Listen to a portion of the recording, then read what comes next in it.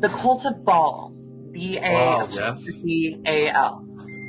My family masqueraded themselves as Jewish publicly, but behind closed doors, at Passover dinners, when I was drugged, would admit, we are Satanists. They told me that we belonged to the cult of Baal, B-A'-A-L. They told me this with consistency while I was being abused. Now, what you can look up about the cult of Baal, information that is publicly available, is that it is thousands of years old. It is a Phoenician satanic fertility cult. And publicly, it's supposed to have been eradicated. But to my knowledge and my experience, it is not. This is what people perceive the Illuminati to be. It is a group of elites that practices forced and uses these crimes to control people. They happen to have a huge reach over politics and entertainment. To answer your basic question, why my family does this, because it was done to them, because having one man bear as many children in a generation as possible and forcing them through these traumatic events, they believe it creates a stronger bond, that creates more loyalty, that it keeps people from talking. And for the most part, they're right, because I'm the only one of my siblings who has directly spoken out about this. There are people who have hinted at it in their music. Of course, Justin Bieber has talked about being assaulted by Usher and Justin Timberlake at P. Diddy's parties, but I don't think it's a coincidence they've only gone after Sean Combs and not his other alleged perpetrators who were born into the bloodline. There seems to be a level of protection for people who are simply born into that world, contrasted with people like Sean Combs or R. Kelly, who joined as adults. But I was not in the boardrooms. I was a child on drugs. So I can't tell you exactly who organizes this, exactly how it happens. It's just speculation and memory. And yet you're a very powerful speaker and you're very well researched. And we've had a lot of survivors come on. And we salute you, for the level of detail and knowledge that you have. I think it was David Icke who woke me up to the ancient cults and the bloodlines that continue to these generations. And I think you're the first survivor, perhaps, who's actually detailed how that has continued over the ages. So if you could maybe expand on that a little bit, I think the viewers would find this fascinating. What specifically would you like expanded on? So what was the cult that you mentioned earlier, the ancient one? The cult of Baal, B-A-A-L. Yeah. I know very little about it. My family masqueraded themselves as Jewish publicly. But behind closed doors, at Passover dinners, when I was drugged, would admit, we are Satanists. Now, what I can understand, is the public has caught on to this, but they call them the Illuminati, who are illuminated to the cult of Baal, who has successfully mythologized themselves as the Illuminati and convinced people that they are shape-shifting reptilians, myths that can be perpetuated by the psychedelic nature of the tool that they use to abuse victims, which is used to delegitimize people who catch on to what they have been doing. And to be truthful, it was a reason I was anxious to come on here. When people talk about seeing men turn into lizards, it makes everything seem a little bit more delegitimate. Now, when someone has been given a powerful drug,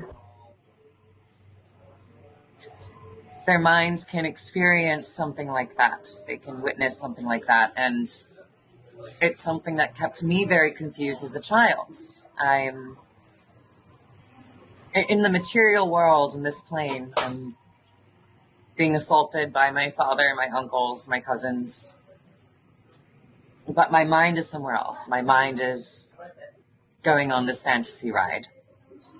And when I awake, I'm very confused. I also believe there are people who have talked about these outlandish,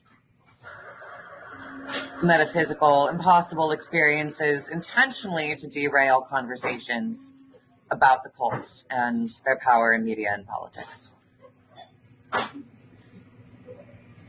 How prevalent are these Satanists in high society, and are they disguised? Yes. They control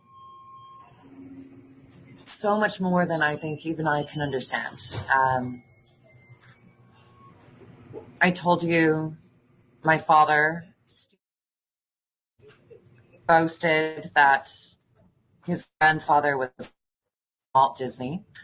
Now, I remember when Viacom bought Fox, but Fox held a hard line on not selling the news station. Steve raged and cried for a month because that would have been a full monopoly on the American news market.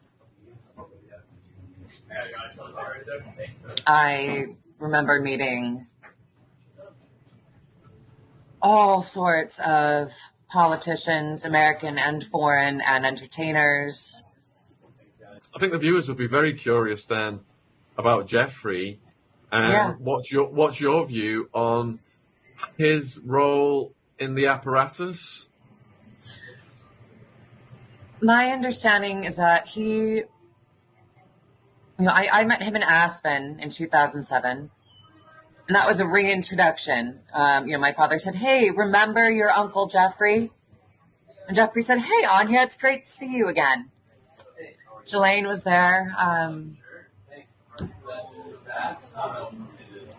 What they told me was that Jeffrey worked for Stephen.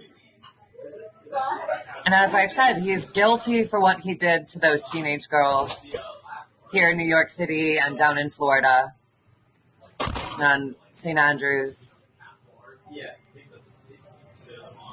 But I do not believe he was in charge of orchestrating what has been gone on in our family for generations. With my experiences, I believe he wanted to talk more about the other parties involved. And I know he didn't kill himself. I'm not sure whether they let him go and get plastic surgery and flee the country, or if they did, kill him. But I do believe he was a pawn, and that his story blew up in the media to keep people from looking beyond him. If Jeffrey was the one villain in charge of it, then, oh, he's dead, it's all over, everything's good now. And that leaves my father free to continue 3-year-olds and running Viacom from behind a veil while his paralegal runs his divorce practice, as he bragged about to me growing up. So you're saying that Jeffrey wasn't involved in the full-on occult practices. He was just part of a machine, and then they just used him to make an example out of? He was involved in the full-on occult practices, but not necessarily of his own volition. I have memories of men being forced to assault me when they didn't want to.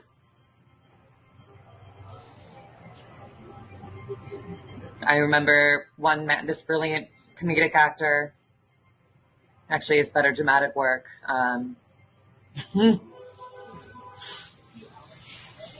My father's screaming at him, telling him to penetrate me, and he makes one thrust and backs away, and my father gets outraged and says, "You're going to come. You're going to come." And this poor man is crying throughout it, and I'm barely conscious. Jeffrey may have been involved in the full-on occult practices, but he's not one of the hardcore of this sickness where they are actually attracted to small children. Yeah, Lady C mentioned that as well, about a hebephile or something versus... So, in terms of Maxwell then, who do you think, what do you think her role was? I think she enjoyed it, much like my stepmother did.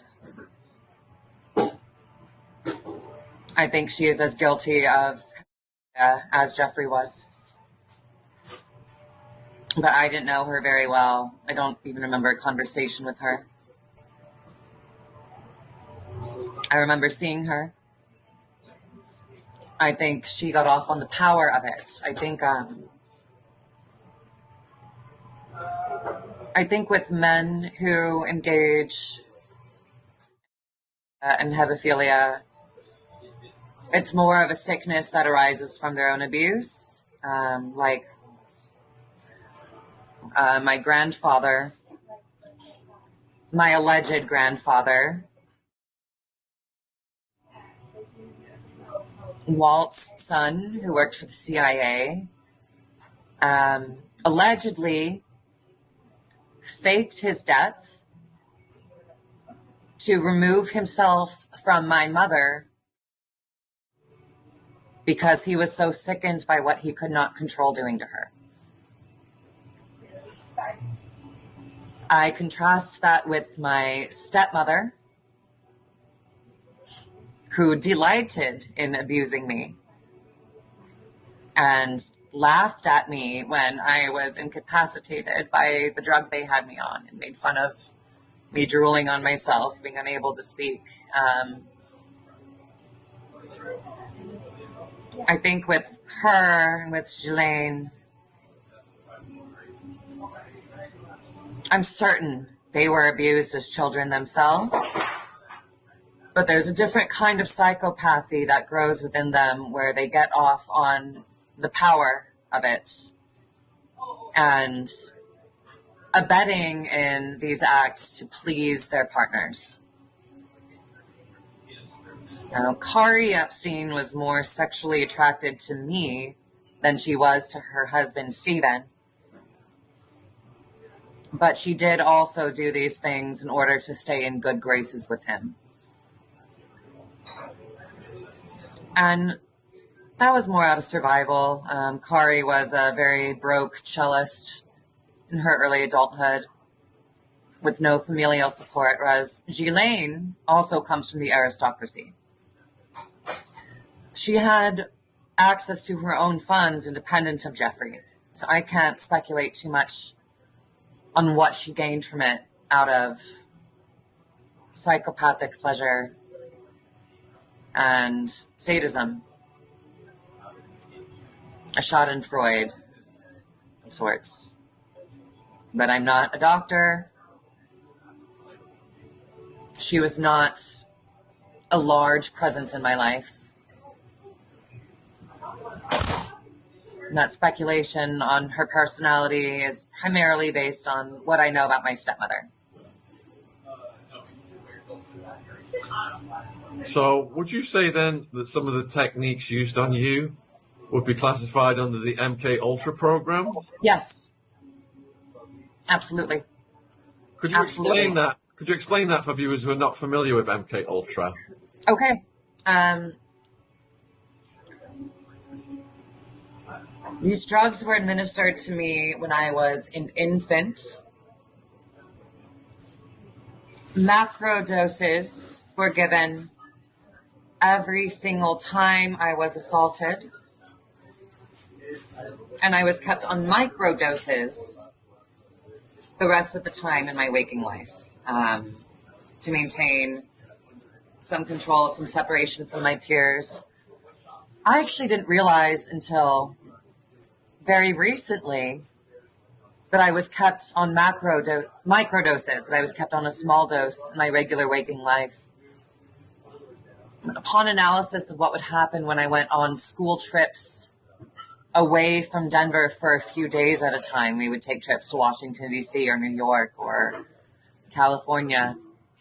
On those trips, after 3 or 4 days, I would actually start getting along with my classmates. And they'd be amazed. They'd say, "Wait, Anya, you're really cool and fun. And we like hanging out with you." And I would end up being the center of the group and not understand why suddenly I'm connecting socially. But then we'd go back home. I'd see my family again. And the next time at school or at synagogue, I'd feel in my own weird little bubble again. So I was put on these large doses designed to knock me out when I was assaulted.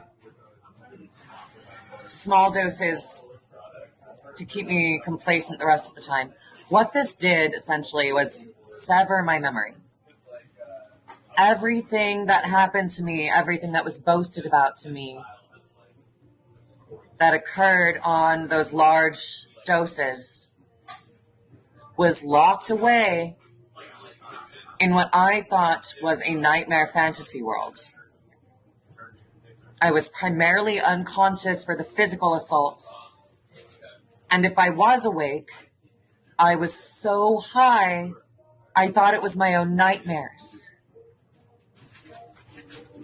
This ensured I wasn't going to go telling anybody about it. This ensured I thought I was sick.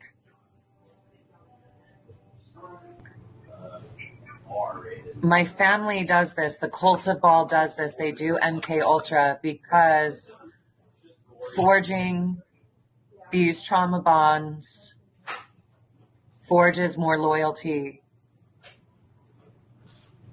And 99 times out of 100, victims will choose being with other victims over trying to speak to eventually prevent there being more victims. And I'm talking to you because the children who are going through it right now, one day, are going to wonder why nobody cared enough to try to stop it, to try to say something. Now they'll either find me or they will choose to keep their mouths shut because they will understand why, for the most part, victims of MK Ultra choose loyalty over truth.